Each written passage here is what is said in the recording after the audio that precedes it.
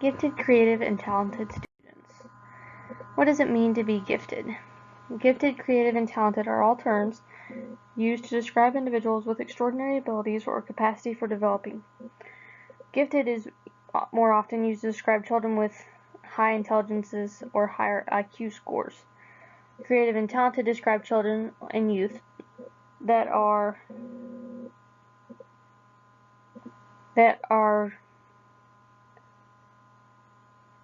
creative and talented describe children and youth in other domains other than traditional intelligence, like music or art. There are 7 intelligences: linguistic, logical, mathematical, spatial, bodily, kinesthetic, musical, intrapersonal, and intrapersonal. Linguistic is anything from storytelling to speaking. Logical, mathematical is counting, calculator, notations, symbols. Spatial is creative building, sculpting, artist, or skilled in assembling things. Bodily or kinesthetic is athletics, playing on the playground or dancing. Musical is singing, creating songs or musical pieces. Intrapersonal is child organizer or orchestrator, a good leader, a very social child. An intrapersonal is a sensitive child, a resilient child, or optimistic child. This is a little visual representation of the multiple intelligences. Gives you a little picture to kind of understand them a little better. On this one, nature smart is also included. Features in giftedness include novelist, lawyer, lyricist, mathematician, computer scientist, chess player, mechanic, navigator, surgeon, dancer, professional athlete, musician, composer, director, a teacher, therapist, social worker, therapist. Students who are gifted typically choose a career path that applies to their gift. In this picture, there's a kid with a telescope, there's one in a lab coat, there's one holding a beaker. All these kids are an example of a gifted or talented student.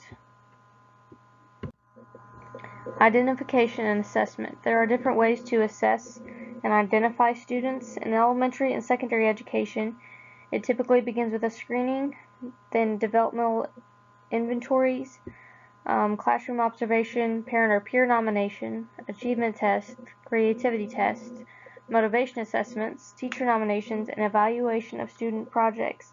This could be their classwork or science projects. Here's an example of what some of the testing may look like. On the left is for an older child, and the right, like a preschool age child. This is just a couple of examples of the questions that they might see. Intervention and treatment. Intervention is providing a different form for the children to learn. Treatment sounds kind of scary, but there's nothing wrong with your child. Age, access to formal and informal opportunities, and type of giftedness must be considered. Differentiated education is typically the treatment. Instruction and learning activities are uniquely and predominantly suited to the attributes, capacities, motivations, and interests of gifted students. This could even be an example, just adjusting their classroom environment. This one has a picture of flexible seating. This one has a teacher working hands-on with the students to keep them interested. Gifted students may be hard to keep interest and attention on less appealing subjects.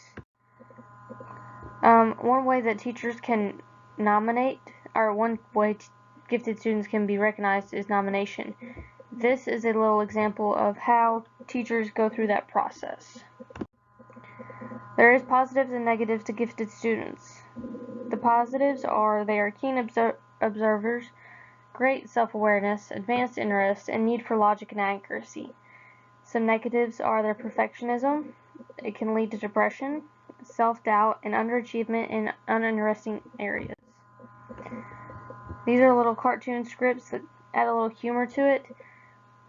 This one is a conversation between a gifted student and one of his peers.